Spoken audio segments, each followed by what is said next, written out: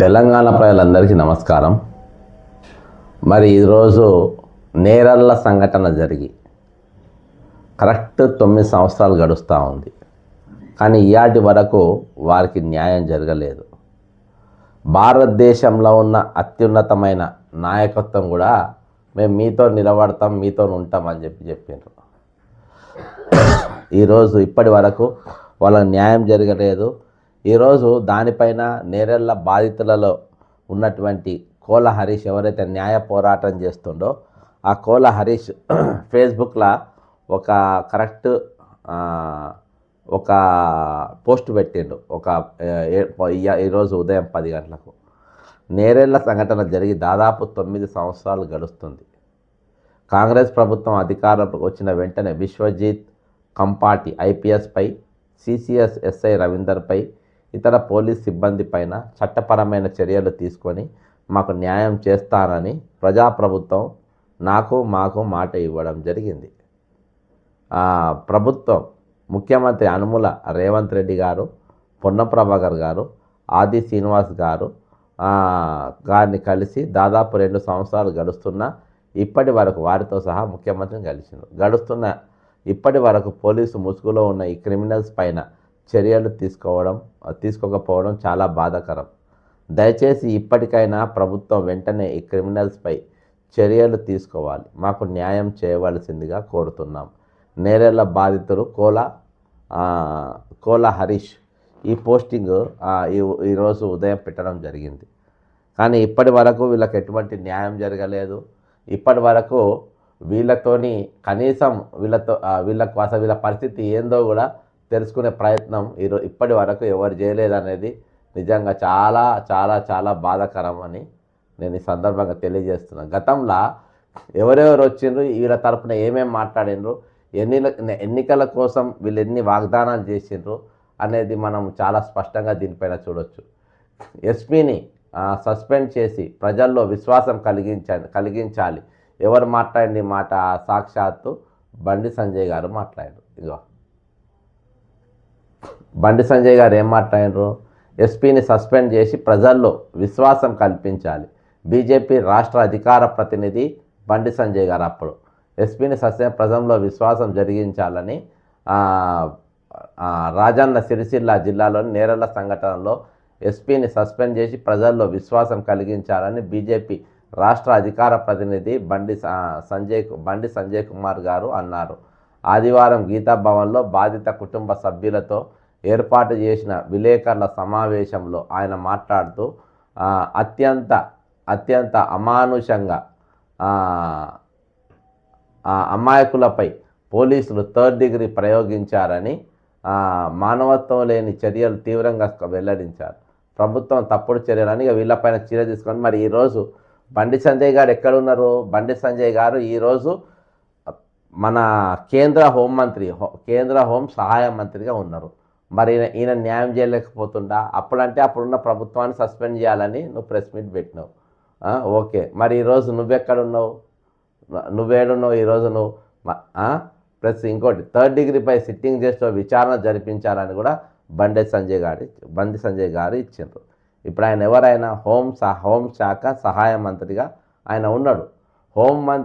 మంత్రిగా ఉన్నటువంటి బండి సంజయ్ గారు ఇప్పటి వరకు ఎందుకు ఆయన చర్యలు తీసుకుపోలేకపోతుండు? నువ్వు కేంద్రంలో ఉన్నావు కదా, ఈరోజు ఇంపార్టెంట్ పొజిషన్లో ఉన్నావు కదా, వీళ్ళందరిపైన ఇప్పుడు ఐపీఎస్ ఆఫీసర్ అయితే నీ చెప్పు చేతల్లో ఉంటారు కదా, వాళ్ళపైన నువ్వు ఎందుకు అంటే ఇక్కడ అందరు ఏ విధంగా మోసం చేసిన అనేది మీకు ఫోటోలో సహా వాళ్ళు ఇచ్చిన స్టేట్మెంట్లతో సహా ఈరోజు నేను మీకు బాజాబ్తా చూపెడతా.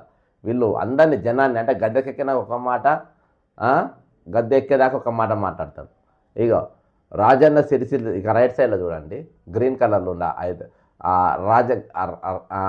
రాజీ యత్నాలు దుర్మార్గం, రాష్ట్ర హైకోర్టు కోరడంతోనే కదలిక, బాధ్యులైన ఎస్సీలు ఇతర పోలీసులకు ఎస్పీ ఇతర పోలీసులకు సస్పెండ్ చేయాలి. రాష్ట్ర బీజేపీ అధికార ప్రతినిధి బండి సంజయ్ గారు ఏమని ఇచ్చారు? కేటీఆర్ ఆదేశాలతోనే తంగళ్ళపల్లి మండలం నేరెళ్ళ గ్రామానికి చెందిన దళితులతో పాటు బడుగు బలహీన వర్గాలకు చెందిన 8 మందిపై పోలీసులు 3rd డిగ్రీ ప్రయోగించారని బీఎస్పీ రాష్ట్ర అధ్యక్షుడు బాలయ్య గారు ఆరోపించారు. ఇది బాజాప్తా అప్పుడు కేటీఆర్ గారు మంత్రిగా ఉండే ఆయన హయాంలోనే ఇదంతా జరిగిందని చెప్పి వీళ్ళు అంటారు. అంటే వీళ్ళందరూ కూడా ఈ తోడు దొంగలంతా ఒకటే అని చెప్పడానికి ఇగో ఇంత మించిన ఆధారం ఇక ఏది అవసరం లేదు. ఇగో ఇక్కడ ఎవరు పెట్టిన రాష్ట్రంలో రాక్షసుల పాలన ఎవరు? కాంగ్రెస్ నాయకులు ఆరపల్లి మోహన్ గారు, పొన్నం ప్రభాకర్ గారు, సుద్దాల దేవయ్య గారు. పొన్నం ప్రభాకర్ మంత్రిగా ఉన్నారు. పొన్నం ప్రభాకర్ ఎవరు? ఇప్పుడు మంత్రిగా ఉన్నారు. మరి ఇవాళ వీళ్ళు ఎందుకు న్యాయం చేయలేకపోతున్నారు? దళితులపై దాడులు కేసులు పెడుతూ తెలంగాణ రాష్ట్రంలో రాక్షస పాలన కొనసాగుతుందని కాంగ్రెస్ ఎస్సీసీఆర్ రాష్ట్ర అధ్యక్షుడు ఆరపల్లి మోహన్ గారు, మాజీ ఎంపీ పొన్నం ప్రభాకర్ గారు, మాజీ మంత్రి సుద్దాల దేవయ్య గారు అన్నారు. సోమవారం వాళ్ళు చెప్పిండ్రు. ఈరోజు పొన్నం ప్రభాకర్ గారు ఏంటిదండి? పొన్నం ప్రభాకర్ గారు ఈరోజు మంత్రిగా ఉన్నారు. మంత్రిగా ఉన్నటువంటి వ్యక్తి ఈరోజు ఎందుకు మాట్లాడతలేరు అంటే బండి సంజయ్ గారు కేంద్ర మంత్రి అయినరు. ఈ సబ్జెక్ట్ ఉన్నోళ్ళు పొన్నం ప్రభాకర్ గారు ఈరోజు రాష్ట్ర మంత్రిగా అయినరు. నోట్ డౌన్ చేసుకోండి. ఇది నోట్ చేసుకోండి. ఇది బాధితుడు. ఇది బాధితుని ఫోటో. ఇది బాధితుని ఫోటో. ఆ రోజు 3rd డిగ్రీ ఎక్కించిండ్రు. వారి గాయాలు పరిశీలించి తీవ్రత తెలుసుకోండి. అప్పుడు హైకోర్టు ఇచ్చింది. ఓకేనా? ఇది ఎందుకంటే ఇప్పుడు ఇవాళ అన్ని సాక్ష్యాలతో మాట్లాడాలని చెప్పేసి పోలీసులు అంటున్నారు కదా. అందుకని అన్ని నేను ఫోటోతో సహా చూపెడుతున్నా. ఈ దొంగలు దీన్ని అడ్డం పెట్టుకొని ఏ విధంగా మంత్రులు ఎమ్మెల్యేలు అయింటే ఈరోజు ఎందుకు మాట్లాడతలేరు ఈ దొంగలను చూపెట్టు. ఎస్పీని ప్రభుత్వం కాపాడుతోంది. చర్యలు తీసుకోవాల్సిన ప్రభుత్వమే గౌరవిస్తుంది. బాధిత కుటుంబాలకు న్యాయం చేసేంత వరకు పోరాడదాం. మరి ఏం బీకినావు? బండి సంజయ్ గారు ఇలా కేంద్ర మంత్రిగా ఉన్నారు. మీరు ఏం బీకినారు? ఏం యాక్షన్ తీసుకున్నారు? ఏం చర్యలు తీసుకున్నారు? ఇవాళ వరకు ఏం తీసుకోవాలి? వాళ్ళతో సోపత్ చేసిండ్రు. ఇక ఇప్పుడు మీరు నడుపుతున్నారు దందాలు. అక్కడ అనిపిస్తుంది దందాలు నడుపుతున్నాను. ఇక కొట్టిన గాయాలు చూడండి ఎట్లా. బాగానే ఏదైతే మొత్తం కిడ్నీ ఖరాబ్ అయిపోయింది. గతంలో కూడా ఇసుక ఆదాయంపై ఉన్న ప్రేమ దళితులపై లేదా? ఇక్కడ అన్ని వర్గాలు ఉన్నాయి. దళితులని కాదు, ఎస్సీలు బీసీలు ఇద్దరు ఉన్నారు. ఇలా బీసీలు కూడా ఉన్నారు. 800 బీసీలు ఉన్నారు, వీళ్ళు ఉన్నారు. మళ్ళీ అక్కడికి పోయినాక ఇంకెవరు పరామర్శించారు? అప్పుడు ఇగో వీళ్ళందరినీ ముందు కూర్చోబెట్టారు. దెబ్బతిన్న బాధితులు పైన పొన్నం ప్రభాకర్ గారు, అంజన్ కుమార్ యాదవ్ గారు, వి హనుమంతరావు గారు, ఉత్తమ్ కుమార్ రెడ్డి గారు, వీళ్ళందరూ ఉన్నారు. మరి న్యాయం జరిగిందా? వీళ్ళకి న్యాయం చేసిండ్రా? వీళ్ళకు న్యాయం చేసిండ్రా?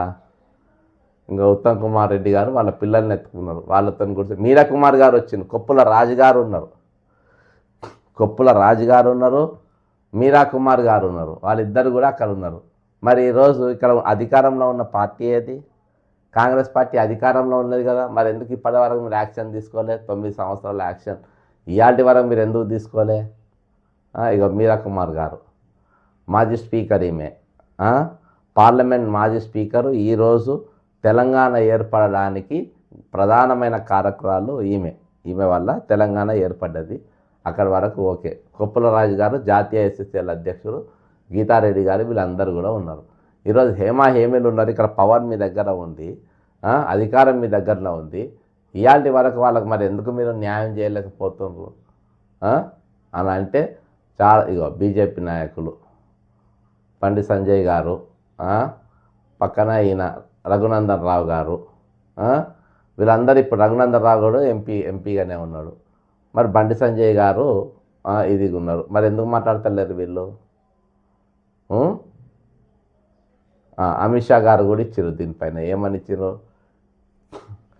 నేరేళ్ల ఇసుక మాఫియాను ప్రశ్నించే వారిని వేధించారు అని ఎవరిచ్చిండ్రు? బాజాప్తా అమిత్ షా గారు ఇచ్చినటువంటి స్టేట్మెంట్ దీనిపైన. అమిత్ షా గారు మాట్లాడిన ఇప్పటి వరకు దానిపైన ఎటువంటి ఇది లేదు. ఇక వీళ్ళందరూ పోయి కాదు.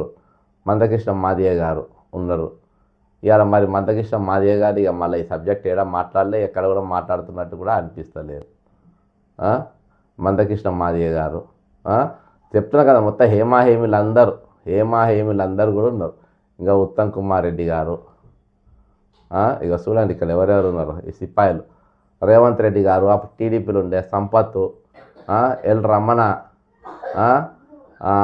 మోత్కుపల్లి నరసింహులు గారు, వీళ్ళందరూ పోయి గవర్నర్ను కలిసిండ్రు.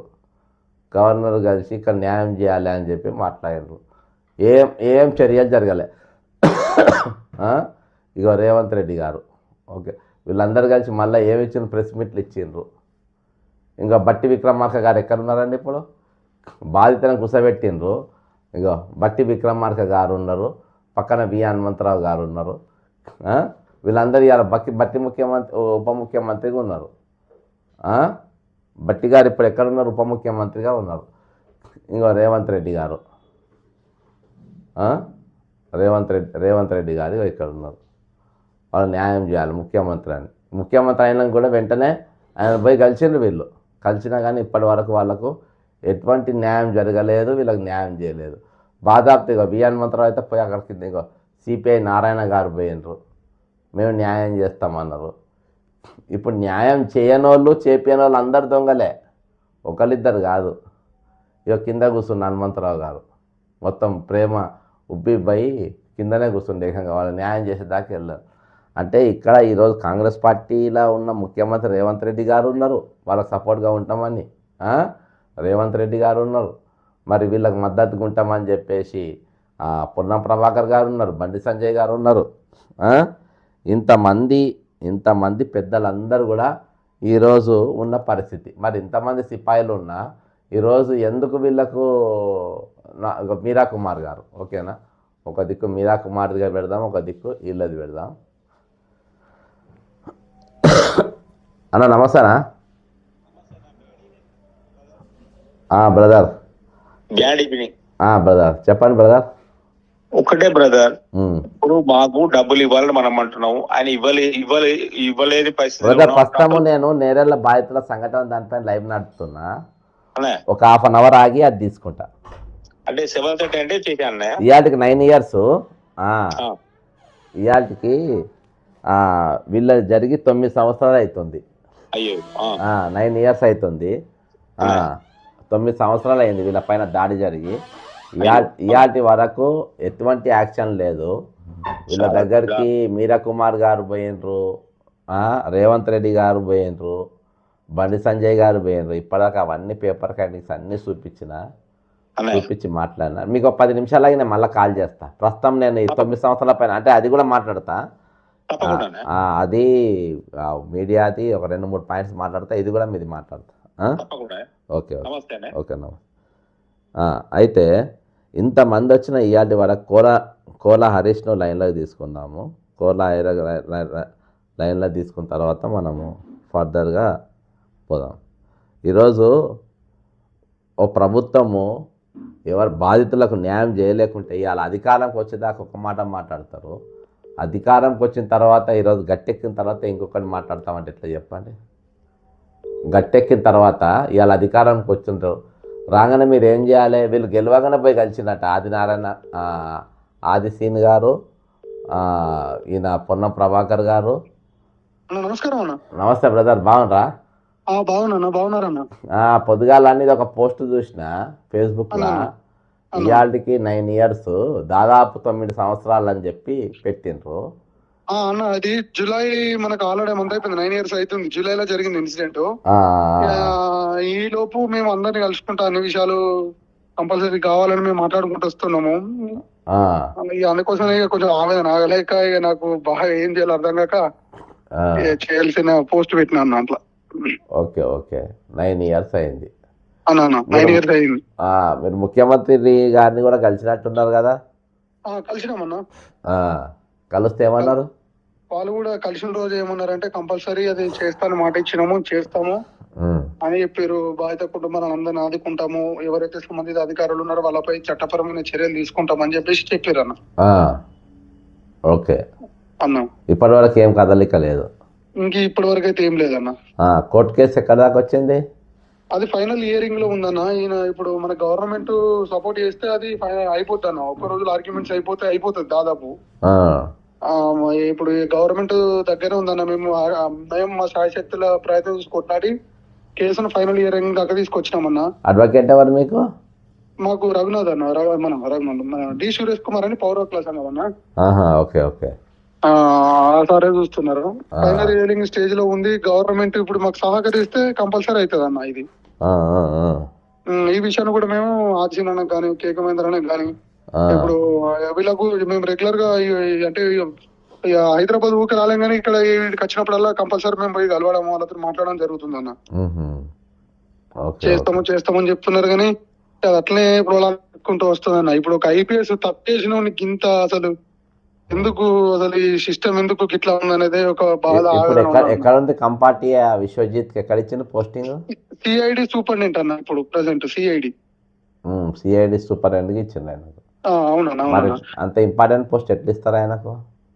ఇక అది ఏమో వాళ్ళకు డిపార్ట్మెంటల్ ఎంక్వైరీ కింద ఉంటది. నేరేళ్ల కేసు రిజర్వ్ అయిన రోజు కంపల్సరీ వచ్చిన పోస్టింగ్ అన్ని పోతాయి, కేసు అవుతుందని చెప్తున్నారు మేము అడిగితే. ఇప్పుడు మమ్మల్ని కొట్టిన ఎస్ఐ ఏమో ఇప్పుడు సిఐగా సిద్దిపేటలో ఉన్నాడు అన్న. సిద్దిపేట సిఐ. వాళ్ళు మమ్మల్ని కొట్టిరు, 3rd డిగ్రీ చేసిరు, మా సంవత్సరాలు పనికి రాకుండా చేసిరు, అన్ని రకాల ఇబ్బందులు పెట్టిరు. కానీ వాళ్ళే డ్యూటీలో ఉంటున్నారు. మేము దెబ్బలు పట్టాము, సర్వం కోల్పోయాము, అన్ని నష్టపోయాము. మేము ఇప్పటికి కూడా తిరగాల్సి వస్తుంది. అంటే సామాన్యులకు న్యాయం అనేది దక్కదనే విషయాన్ని అయితే బాగా మాకే ఒక ఉదాహరణ అవుతుందన్న.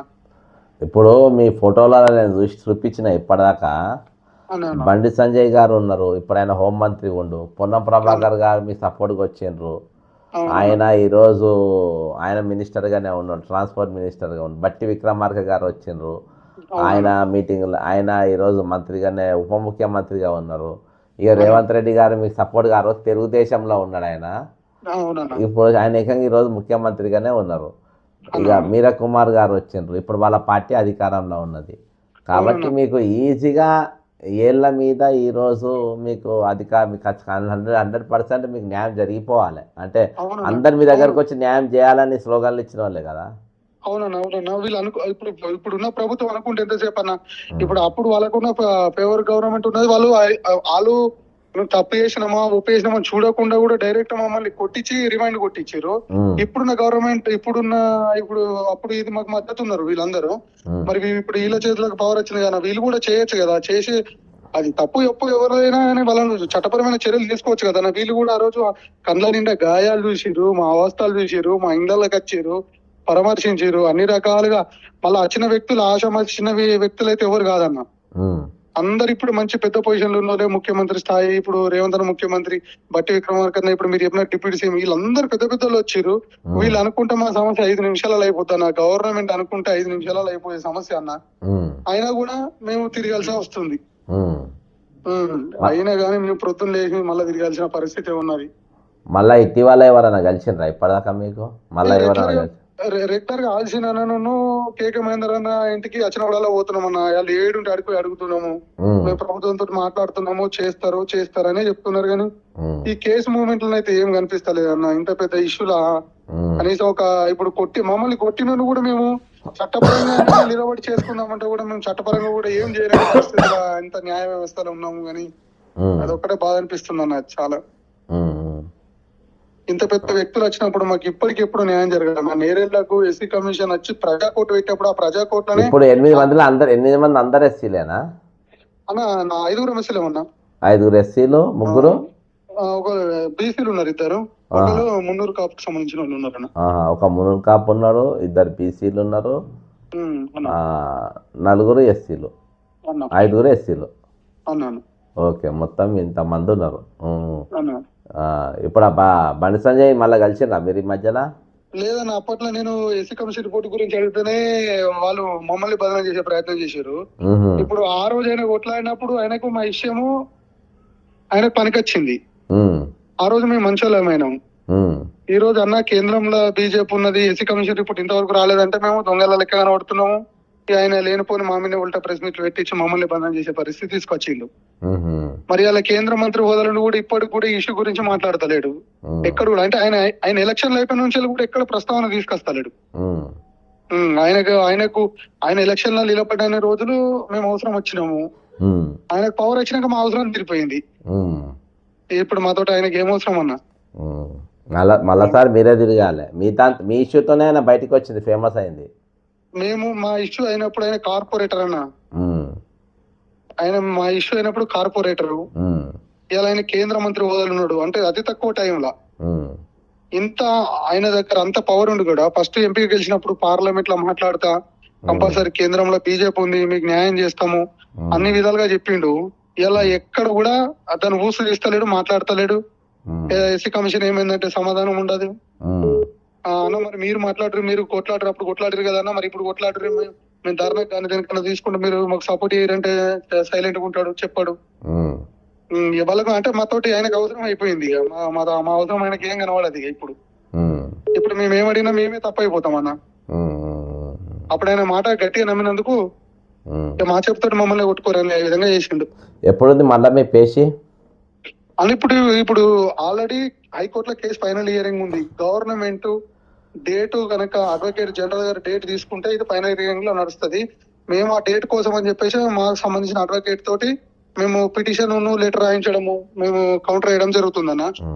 దాని వరకు ఇప్పుడు నా సలహా ఏంటంటే, అన్న రేపు కొత్త బార్ కౌన్సిల్ ఎలక్షన్ అవుతుంది కదా, అవును ఎలక్షన్ అయినాక రిజల్ట్ వచ్చినాక ఎవరు గెలిస్తే వాళ్ళ దగ్గరికి పోయి మీ ఇష్యూ తీసుకపోయి ఒకసారి వాళ్ళని కలవండి.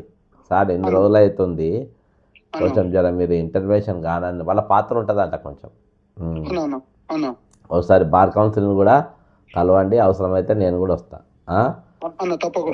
ఒకసారి ఇప్పుడు 9 ఏళ్ళు అవుతుంది కాబట్టి అసలు ఈ సబ్జెక్టు ఎవ్వరు కూడా తీసుకుంటలేరు, ఏడ కూడా వస్తలేరు. కానీ ఒకసారి మనం ప్రెస్ మీట్ పెట్టి చేద్దాం ఒకసారి. తప్పకుండా చేద్దామన్నా. ఎందుకంటే ఇప్పుడు వాళ్ళకి సంబంధించిన వాళ్ళకు అన్ని రకాలుగా అప్పుడు వచ్చిపోయారు. కానీ ఇప్పుడు ఎవరు ఎప్పటి నుండి మాకు అంటే రాజకీయ పరంగానే నడిచింది తప్ప మాకు న్యాయం జరగాలనే ఉద్దేశంతో ఎక్కడ నడవలేదు అన్న. అదే బాధ.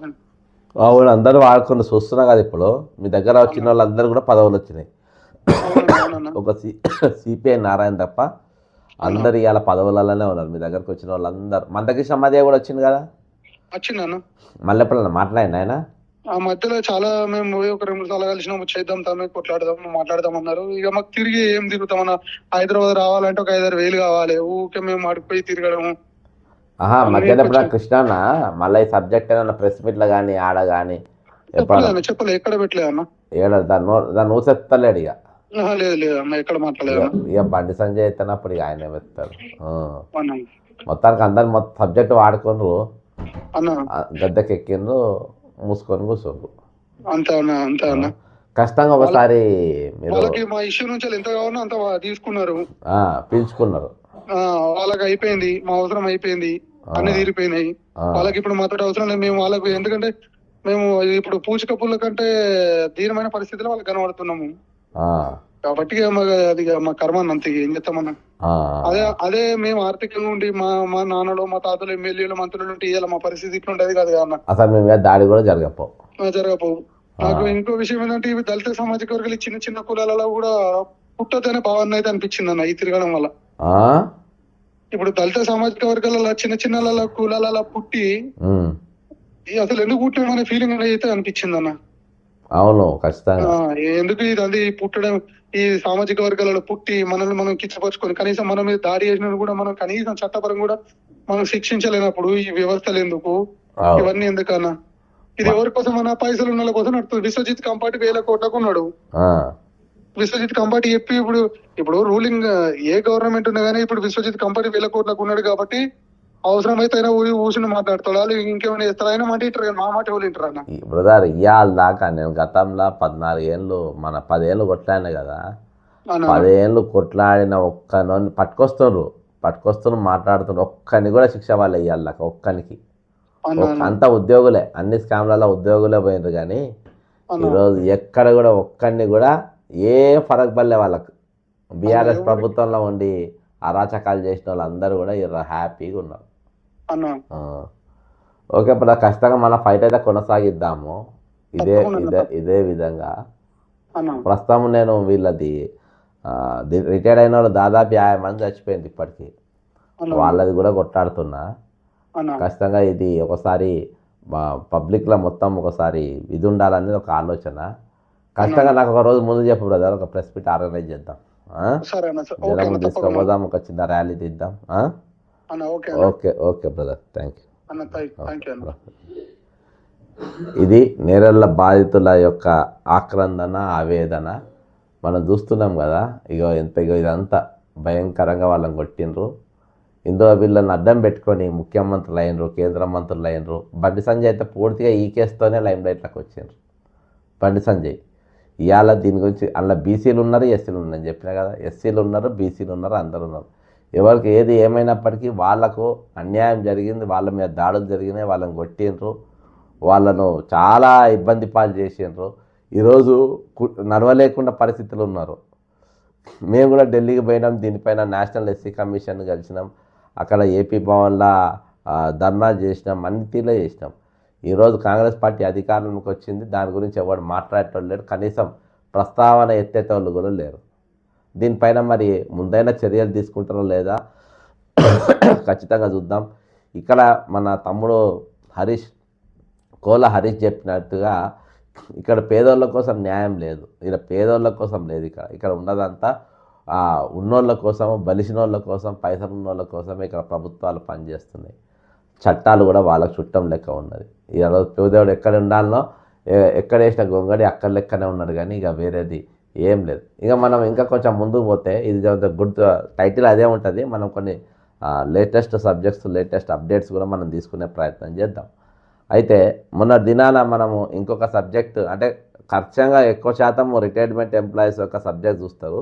ఇంకొక సబ్జెక్ట్లోకి పోయి అలా పోదాం. ఎందుకంటే ఇవన్నీ ఈరోజు మనల్ని ఎవడు పట్టించుకుంటాడు, ఎవరు మాట్లాడతలేరు.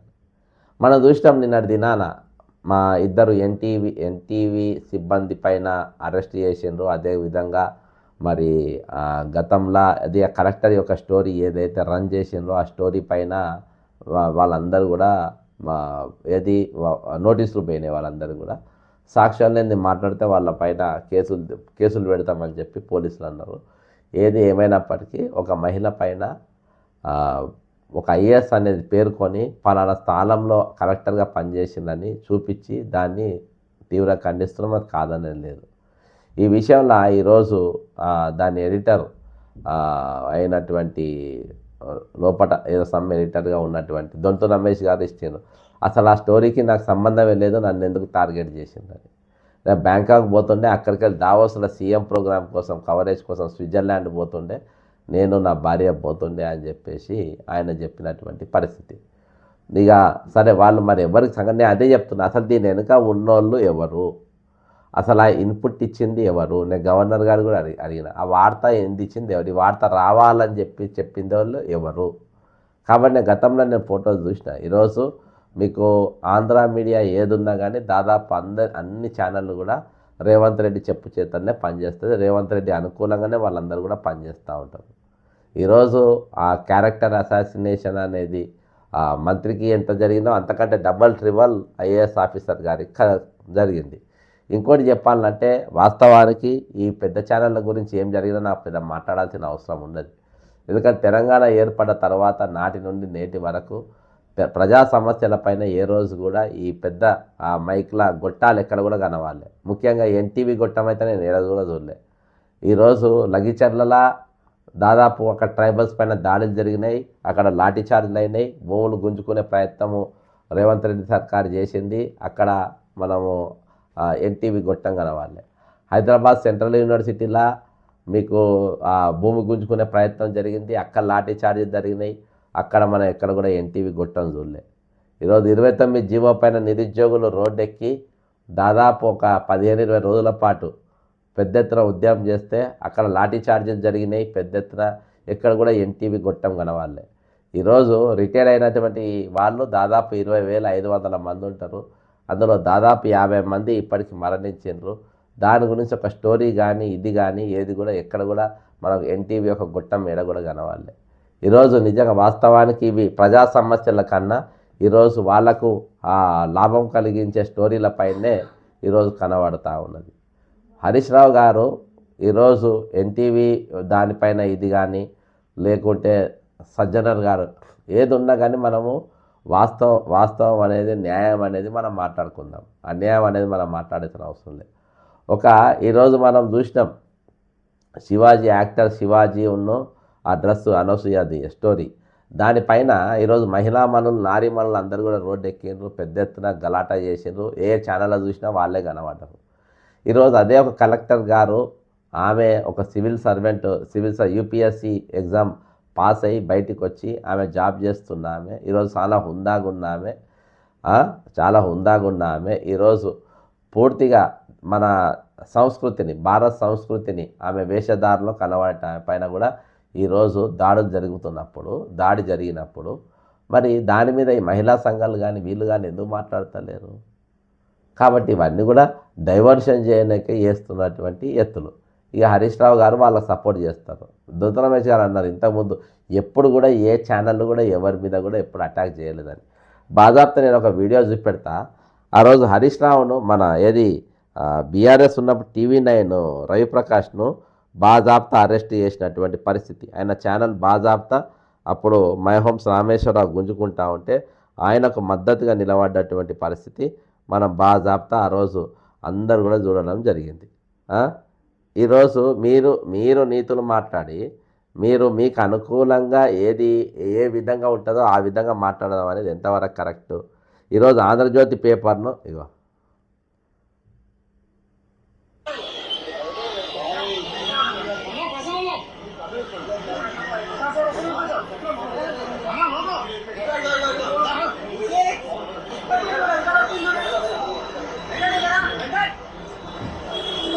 రవిప్రకాష్ని అరెస్ట్ చేస్తుంది ఎవరు? ఆ రోజు ఆయన ఛానల్ గుంజుకున్నది ఎవరు?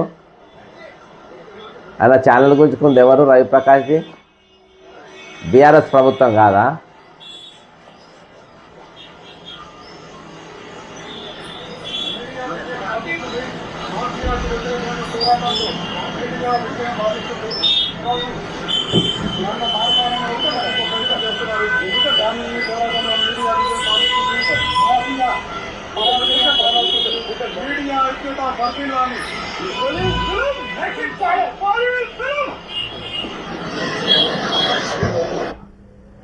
ఇప్పుడు ఏమంటారు హరీష్ రావు గారు? ఇప్పుడు నేను రమేష్ గారు అంటుంటారు వర్కింగ్ జర్నలిస్ట్ను ఎప్పుడు కూడా ఏ ప్రభుత్వం కూడా అరెస్ట్ చేయలేదు అని చెప్పి తెలంగాణ ఏర్పడిన తర్వాత మరి ఇప్పుడు బాజాప్తా వర్కింగ్ జర్నలిస్ట్ కాదు, ఏకంగా జర్నలిస్టు TV9 CEOను అరెస్ట్ చేసి జైళ్ళల్లో పెట్టిన పరిస్థితి. ఈరోజు బీఆర్ఎస్ ఉన్నప్పుడు ABN పైన మరియు TV9 పైన మొత్తం బ్యాన్ పెట్టిన పరిస్థితి, పత్రికలే బయటికి రాకుండా చేసిన పరిస్థితి. కాబట్టి ఈరోజు తెలంగాణ ఏర్పడిన తర్వాత దాడులు జరుగుతూనే ఉన్నాయి పత్రికల పైన. రాజకీయాలు వచ్చిన తర్వాత ఈరోజు సజ్జనర్ గారిని ఇంకో మాట అన్నారు హరీష్ రావు. ఏమంటే నువ్వు కాంగ్రెస్ పార్టీ కండువా కప్పుకోరాదు అని అన్నారు. మరి సైబరాబాద్ సిపిగా ఉన్నప్పుడు దిశ కేసులో 4 ఎన్కౌంటర్లు జరిగినాయి. మరి ఆ ఎన్కౌంటర్లు ఏ కండువా చేసుకొని చేసిండు ఆయన? నలుగురు నిందితులు అనేది కోర్టు ప్రూవ్ కాలే. ఓకేనా? వాళ్ళు పారిపోతుంటే వాళ్ళని గాల్చి చంపారు. మరి నలుగురిని ఎన్కౌంటర్ చేసిన బండి సంజయ్ ఈయన సజ్జనర్ గారికి పూలు చల్లిండ్రు, వాళ్ళని పెద్ద ఎత్తున పొగిడిండ్రు, అన్నీ చేసిండ్రు. మరి వాళ్ళు ఏ కండువ కప్పుకొని చేసిండు? అది ఏ కండువత్వం చేసిండ్రు? అసలు ఆ ఎన్కౌంటర్ సరి అయిందా కాదా చెప్పండి మీరు హరీష్ రావు గారు. అది రూల్ ప్రకారం జరిగిందా కాదా? వాళ్ళ నేరం నిరూపితమైందా కాదా? మీరు ఒక ఏళ్ళెత్తి చూపెడితే 10 ఏళ్ళు మీ దగ్గర చూపెడతా ఉంటాయి. నేను ఇక్కడ బీఆర్ఎస్ అని ఆపోజిషన్ అని ఎవరిని ఎత్తుకొని ఈరోజు వీళ్ళందరూ కూడా తెలంగాణ ప్రజలను దోసుకున్న వాళ్ళే, తెలంగాణ ప్రజలను ఇబ్బంది పెట్టేటోళ్ళే. ఈరోజు వీళ్ళందరూ కూడా తెలంగాణ పబ్లిక్ని ఇబ్బంది పెట్టిన వాళ్ళే వీళ్ళు. ఇక తీర్మాల్ మల్లయ్య రఘును మన యూట్యూబ్ ఛానల్ మన దాసరి శ్రీను కాలోజీ TV అందరినీ కూడా జైళ్ళల్లో పెట్టినావు. ఈరోజు మేము సొక్కం పూసల లెక్క మీరు మాట్లాడుతాము. నేరళ్ళ బాధ్యతలు ఇంతకుముందు చూపించిన కదా ఏ విధంగా కొట్టిపించినావు? మామూలు అరాచకాల మీరు చేసినాయి? మీ అరాచకాలు అంతా ఇంతనా? భయంకరమైన అరాచకాలు చేసింది మీరు. ఈరోజు మీరు సొక్కం పూసల మాటలు మాట్లాడతారు. మీరు ఇయాటి వరకు మీరంతా తెలంగాణ నడిచే సిండికేట్ ప్రభుత్వం. బీఆర్ఎస్, బీజేపీ, కాంగ్రెస్, MIM అందరు కలిసి ఈరోజు సిండికేట్ లెక్క రాజకీయాలు నడుపుతుంది. ఇక్కడ నడిచే సిండికేట్ ప్రభుత్వం. ఇక నడిచేది ఉత్త ప్రభుత్వం కాదు, ఇది సిండికేట్ ప్రభుత్వం. ఏదైనా అందరూ పంచుకుంటారు, అందరు ఏది కావాలో అది మాట్లాడుకుంటారు. అందుకనే ఈరోజు ఒక సబ్జెక్ట్ పైన మాట్లాడాలనుకుంటే ఇక మాట్లాడరు. మీకు రిటైర్డ్ ఎంప్లాయీస్ కానీ, నేరేళ్ల బాధితుల సంఘటనే కానీ, నేను ఇప్పటిదాకా చూపించినట్టు ఇప్పటిదాకా జరుగుతున్నట్టు మీడియా దానిపైనే కానీ ఇవేవి కూడా మాట్లాడరు. కాబట్టి ఇవి 2-4 ధోరణిని వాడుకోవాలి. మీరు ఎప్పుడు ముందే మాట పైన ఉంటారో ఇవాళ కూడా అదే మాట పైన ఉండాలి. మేము అదే మాట పైన నేను ఉంటా ఖచ్చితంగా. నేను ఖచ్చితంగా నా మాట పైన నేనే ఉంటా, నా పద్ధతి ప్రకారం మేము ఉంటాం. ఇక ఇప్పుడు మనము ముగించే ముందు కొంతమంది రిటైర్డ్ ఎంప్లాయీస్ ఫోన్లు చేస్తుండ్రు. అందులో చాలామందికి ఇవాళకి డబ్బులు రాలేని వాళ్ళ కష్టాలు చెప్పుకునే ప్రయత్నాలు ఉన్నారు. కాబట్టి ఫస్ట్ మరి రామన్న కోర్టులో పనిచేసి రిటైర్ అయినటువంటి బ్రదర్కు ఫోన్ చేద్దాం.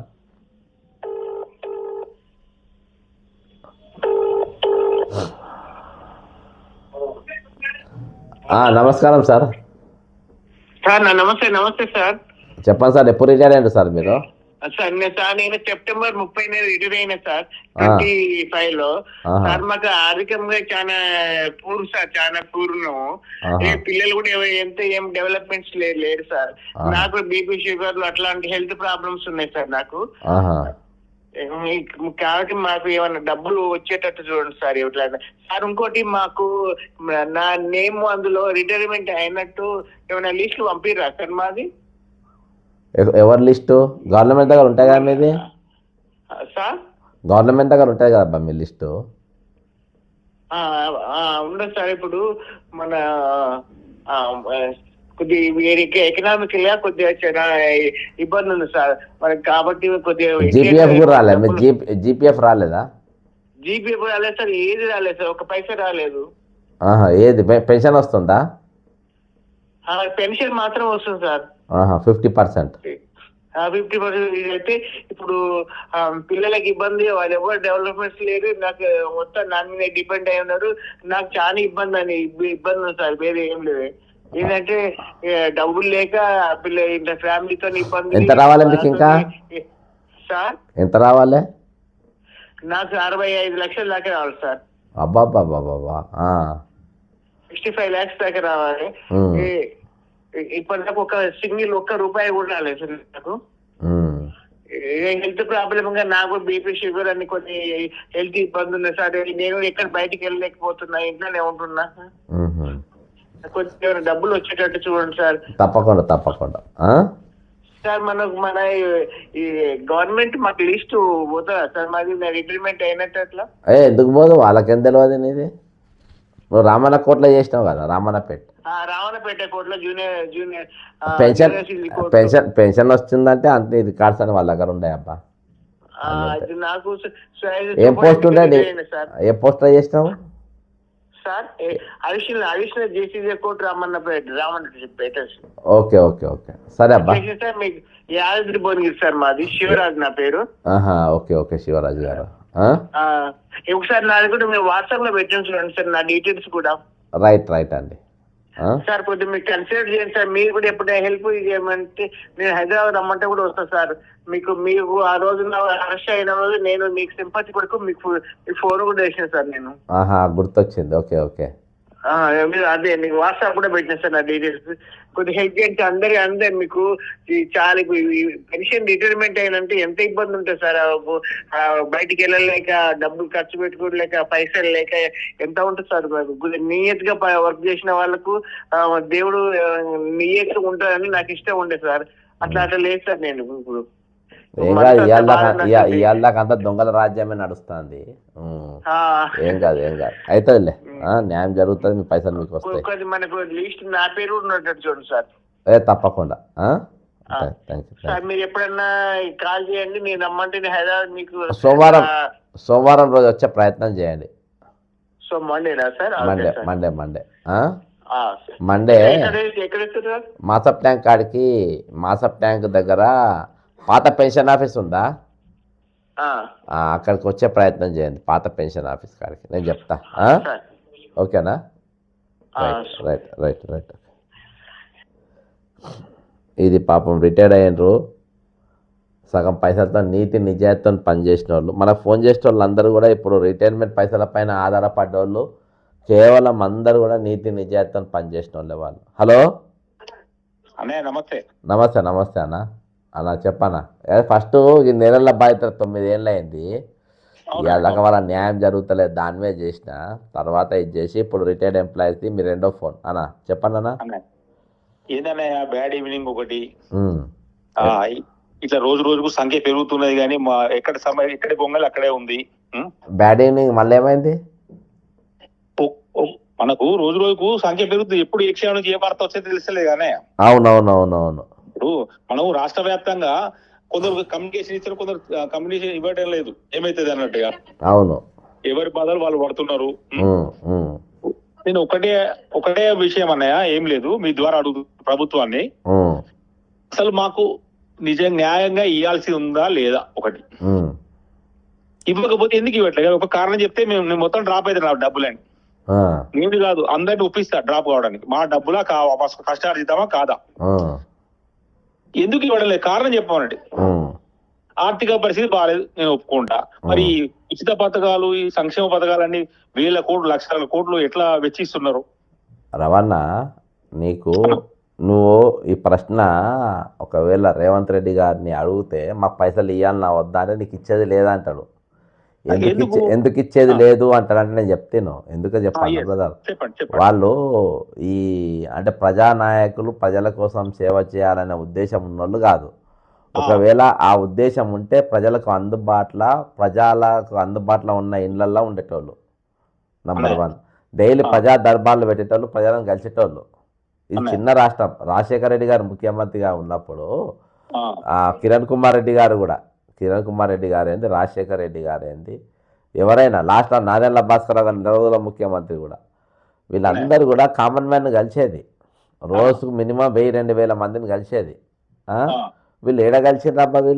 వీళ్ళు ఏమైనా కలుస్తున్నారా? ఈయన కానీ ఉప ముఖ్యమంత్రి కూడా కలుస్తారేడబ్బా. ఉప ముఖ్యమంత్రి ఫైనాన్స్ మినిస్టర్ పెట్టుకున్న ఆయన మొత్తం జాతీయ స్థాయిలో అసలు ఆయన అలిచిపోతాడు. అసలు ఈ దేశాన్ని, రాష్ట్రాన్ని అభివృద్ధి చేయలేక ఈయన అలిచిపోయినట్టు ఫీల్ అవుతుండ్రు. ఈయన కూడా అట్టే ఫీల్ అవుతుంది. నేను ఒక సమాధానం నీకు స్ట్రైట్గా చెప్తా. ఇవాళ అందరూ దాదాపు రిటైర్ అయిన వాళ్ళు కానీ, ఉద్యోగులు కానీ, పెన్షనర్స్ కానీ ఎవరెవరిని కలిసే అవసరం లేదు. నేను స్ట్రైట్ క్వశ్చన్ అడుగుతున్నా బ్రదర్. నేను ఈరోజు మీకు సంబంధం ఏందనంటే, ఈరోజు ప్రభుత్వ ఎంప్లాయ్ అంటే ఏంటంటే, ప్రభుత్వ ఎంప్లాయ్కి మన కాన్స్టిట్యూషన్ ఆఫ్ ఇండియాకు వాళ్లకు ఒప్పందం మధ్యలో, దాన్నే కమిటెడ్ ఎక్స్పెండిచర్ అంటారు. ఇవాళ నేను రాజ్యాంగం ఏం చెప్తుంది? రవికుమారే కదా మీ పేరు? రవణ, నేను నీతోని ఒప్పందం చేసుకున్నా, నీవు డ్యూటీలో ఉన్న రోజులు నీ జీతము, నీ బెనిఫిట్స్ ఇస్తా, ప్రతి సంవత్సరాన్ని డిఏ పెంచుతా, ప్రతి సంవత్సరాన్ని పిఆర్సీ ఇస్తా, రిటైర్ అయినాక ఇగో నువ్వు దాచిపెట్టుకున్న పైసలు ఇవి, మొత్తం అన్ని పైసలు కలిపి నీకు ఇస్తా. ఒకవేళ మధ్యలో ఎక్కడైనా జరిగిపోయినా నీ కొడుకు నీవేనా ఆధారపడ్డోళ్ళో వాళ్ళ నౌకరి ఇస్తా, రిటైర్ అయినాక నీకు పెన్షన్ ఇస్తా. తర్వాత ఒకవేళ నువ్వు రిటైర్ అయినాక నువ్వు జరిగిపోయినా నీ భార్యకు నేను పెన్షన్ ఇస్తా. కాబట్టి ఇన్ని ఒప్పందాలు చేసుకున్న దాన్నే కమిటెడ్ బడ్జెట్ అంటారు, కమిటెడ్ ఎక్స్పెండిచర్ అంటారు. అది నో అననికి, గీ అననికి అంటే ఇది ధమాకున్నోడు ఎవరికైనా అర్థమవుతుంది. దేడు ధమాగాళ్ళకి ఇది అర్థం కాదు. నేను చెప్పిన పాయింట్స్, సబ్జెక్ట్స్ నేను పుస్తకాలలో చదివి మరీ తీసిన, లా పుస్తకాలలో అన్నిటిలో చదివి అసలు ఈ ప్రభుత్వ ఉద్యోగి అనేది, ఈ రిటైర్డ్ అయిన వ్యక్తి ఏంది, ఈయనకు మన ప్రభుత్వానికి ఉండే సంబంధాలు ఏంది, రాజ్యాంగ హక్కులు వీళ్ళకి ఏమున్నాయి అని చెప్పి మొత్తం చూసిన. ఈరోజు మీ పైసలు వాడుకోవడం, మీ పైసలు దారి మరలించడం అంటే నేరం. It is a crime. ఇది క్రైమ్. ఒకవేళ ఇది చేయాలనుకుంటే, పైసలు డైవర్ట్ చేయాలనుకుంటే ఫైనాన్స్ ఎమర్జెన్సీ ప్రకటించాలి, నంబర్ 1. నంబర్ 2, అసెంబ్లీలో చర్చ జరగాలి. అప్పుడు గవర్నర్ గారు ఇంటర్వ్యూని అవుతారు. గవర్నర్ గారు ఇంటర్వ్యూని అయ్యి, ఇక్కడ ఆర్థిక పరిస్థితి బాగాలేదు, మన భారత రాజ్యాంగం వీళ్ళతో ఇంతమందితో ఒప్పందం చేసుకున్నారు, వాళ్ళ పైసలు వాళ్ళకి ఇవ్వాల్సిన బాధ్యత మన పైన ఉన్నది అని గవర్నరు రాష్ట్రపతికి రిపోర్ట్ పంపాలి. గవర్నర్ గారు ఇండియన్ పార్లమెంట్కి పంపుతారు. పంపి పరిస్థితి బాగాలేదు, 50,000 కోట్ల వరకు ఇవ్వచ్చు బ్రదర్. ఎంత? 50,000 కోట్ల వరకు ప్రైమ్ మినిస్టర్ గారు డైరెక్ట్ ఇచ్చేయచ్చు. అయితే వీళ్ళ జీతాలు ఎందుకు ఎందుకు ఇవ్వాలి వీళ్ళకంటే వాళ్ళు ఒప్పందం చేసుకుంటారు, వీళ్ళతో కాదు. ఈరోజు రాజ్యాంగ భద్రత అనేది మీకు ఉంటుంది, వాళ్ళు ఇవ్వాల్సిన బాధ్యత వాళ్ళ. అయితే ఇక్కడ జరుగుతుంది ఏంటంటే గవర్నర్ పనిచేస్తలేదు, గవర్నర్ ఈజ్ ఎంజాయింగ్. ఆయనకి ఎట్లా ఉన్నాడంటే ఇక్కడ విలాసవంతంగా అదేదో బీజేపీ ఇన్ఛార్జ్ కార్యాలయం లెక్క వాడుకుంటాను. ఇక్కడ యాక్చువల్గా మనకు రేవంత్ రెడ్డి అనేటోడికి ముఖ్యమంత్రికి మనకు ఫైనాన్స్ మీద మనకు సంబంధం లేదు. ఎందుకు సంబంధం లేదు అని అంటే మన ఒప్పందం అంతా ఈరోజు కాన్స్టిట్యూషన్ ఆఫ్ ఇండియాతోని, కాన్స్టిట్యున్సీ ఆఫ్ ఇండియాతోని మన సంబంధం. ఇక్కడ వీరు జీతం ఇవ్వకుంటే వాళ్ళు అందుకని నువ్వు చూడు ఏజీ ఆఫీస్కి వెళ్ళి మన రిపోర్ట్ అంతా పైకి పోతుంది. ఈరోజు కాగిరిపొల్ల మనది ఎందుకు వచ్చింది, కాగిరిపొల్ల ఇన్ని పైసలు ఉన్నాయి, ఇన్ని పైసలు మేము వాళ్ళకి ఇచ్చేసినామని ఎందుకు చూపెట్టుకున్నారు వాళ్ళు, ఎందుకంటే ఇవన్నీ వాళ్ళ కిందికి వస్తుంది కాబట్టి అందులో తప్పించుకునే ఛాన్స్ లేదు, ఇయ్యమనే ఛాన్స్ లేదు. ఖచ్చితంగా ప్రతి పైసా ఇచ్చి తీరాల్సిందే, తప్పించుకునే అవకాశమే లేదు. నిన్న వరగన్నా ఇప్పుడు మా డబ్బులు మా పరీక్ష అంతే వాళ్ళు వాడుకున్నారు. వాళ్ళకు ఇయో మోసం చేద్దాము వీళ్ళకి ఇయ్యద్దు అనే ఒక బ్రదర్ సింపుల్ ఒక ప్రశ్న చెప్తా, ఒక క్వశ్చన్ అడుగుతా, చాలా ఇంపార్టెంట్ ఇది. ఇప్పుడు రేవంత్ రెడ్డి గారు ఫైన్ అనేది ఏంటిదబ్బా, అదొక టోకెన్ పనిష్మెంట్, ఒప్పుకుంటావు కదా ఫైన్. నేను చిన్నగా ఉన్నప్పుడు మా స్కూల్కు టైంకు పోకుంటే మా టీచర్ 10 పైసల ఫైన్ అని పెట్టేది. ఆ 10 పైసలు తీసుకొని ఆమె చాక్లెట్ కొనుక్కొని కాదు, తెల్లారి నేను మళ్ళీ ఆబ్సెంట్ అయితే మా ఇంట్లో 10 పైసలు అడిగితే మా ఇంట్లో కొడతారు కాబట్టి మా ఇంట్లో అరగంట ముందు పంపుతారు. ఇక ఆ భయం మళ్ళీ పేరెంట్స్ మీటింగ్ రోజు మా 10 పైసలు వాళ్ళు ఇచ్చేసేది టీచర్లు మా పేరెంట్స్కు, అట్లా భయం పెట్టడానికి ఇచ్చేది. ఈ ఫైన్ అనేది కూడా ఒక భయము పుట్టియనికి, ఒక బాధ్యత అనేది ఇచ్చేయనికి ఒకటి. ఈరోజు నువ్వు ఏమంటున్నావు, నీ ఫైన్ రిజిస్ట్రేషన్ అయితే కానే నువ్వు బ్యాంక్ సింక్రనైజ్ చేసేద్దాం దానికి, అక్కడికి వెళ్ళి తీసేసుకోవాలి పైసలు అంటున్నావు. ఇది ఫైన్, దానికి ఫైన్ అనేది నీ హక్కు కాదు. నా బ్యాంక్ డీటెయిల్ తీసుకోవడం నీ హక్కు కాదు, నీకు హక్కు లేదు. అదేందా ఈరోజు నా బ్యాంక్ నీకు ఇస్తే ఈరోజు సిబిఐ డైరెక్టర్ జేడి లక్ష్మణ గారి భార్య పైసలే వాళ్ళు దొబ్బేసిండ్రబ్బా. జేడి లక్ష్మీనారాయణ అంటే ఆయన ఒక బ్రాండ్, నేషనల్ ఫిగర్లో ఒక బ్రాండ్. అసొంటోడే మోసపోయిందంటే ఇప్పుడు కామన్ మ్యాన్, నేను బండి కొనుక్కున్న కర్మానికి నేను నా బ్యాంక్ డీటెయిల్స్ అని నీకు ఇస్తే నీకు ఆల్రెడీ అలా ఆర్టీఓలలో వాళ్ళు ఎవరైనా నాకు మిస్యూజ్ చేసి నా బ్యాంకులో ఉన్న పైసలను కొల్లగొడితే దానికి ఎవడు బాధ్యులు దానికి? అది ఓకేనా, సరే పక్కన పెడదాం. ఇప్పుడు నీ పైసలే ఫైన్ కింద వచ్చే పైసలే నువ్వు బ్యాంకులో లేచి గుంజుకుంటా అంటున్నావు. అసలు 40 సంవత్సరాలు పనిచేసి నీకు రెక్కలోరికి కష్టపడి బీపీ షుగర్లు తెచ్చుకొని నీకు సేవలు అందించిన వీళ్ళ పైసలు, దాచిపెట్టుకున్న పైసలు ఎత్తుకపోనికి మరి నువ్వేమనివి?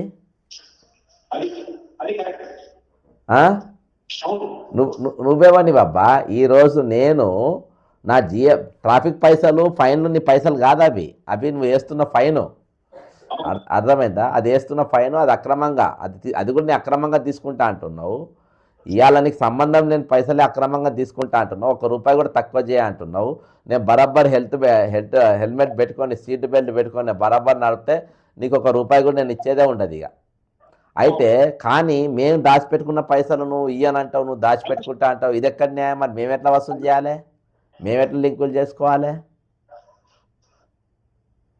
అవునా కదా అన్న?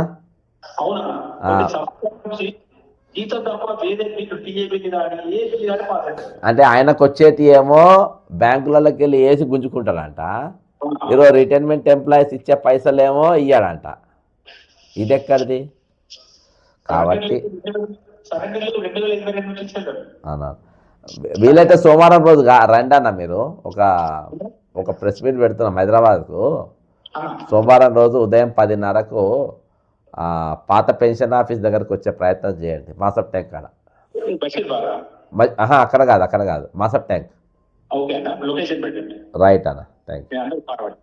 ఓకే రైట్ అన్న. నమస్తే, కృషి చేస్తాను. మీకు భగవంతుడు ఆయురారోగ్యాలు అష్టైశ్వర్యాలు ప్రసాదించాలన్నయ్య. Thank you brother. ఈ పోరాటం మీరు తప్పకుండా విజయం సాధిస్తారని ప్రతి ఒక్కరూ మీ ఆశ పెట్టుకుని ఉన్నాం అన్నయ్య. అది వదిలేదే లేదు. ఎందుకంటే నాయకులను నమ్ముకునేటట్లేదు, ఎమ్మెల్సీలను నమ్ముకునేటట్లేదు, ఎవరి నోట మాట వస్తలేదు. మీరు ఒక్కరైనా మా గురించి ఎంత కష్టపడుతున్నారు. చాలా థ్యాంక్స్ అన్నయ్య. నమస్తే. Good night. ఇది ఇవాళ మనం చేసినటువంటి లైవ్ షో. ఖచ్చితంగా ఈ వీడియో ఉన్నవారు చూసిన వారు అందరికీ షేర్ చేయండి. ఈరోజు రిటైర్డ్ మన ఫైన్ల రూపకంగా హక్కు లేని ఫైన్ మీదనే బ్యాంకులు సింక్రనైజ్ చేసి గుంజుకుంటా అన్నాడు. 40 సంవత్సరాలు నీ దగ్గర సర్వీస్ చేసి దాచుకున్న పైసలు ఎత్తుకపోయి నువ్వేమని రేవంత్ రెడ్డి గారు? దీనికి మీ సమాధానం చెప్పండి. జై తెలంగాణ, అమరవీరులకు జోహార్.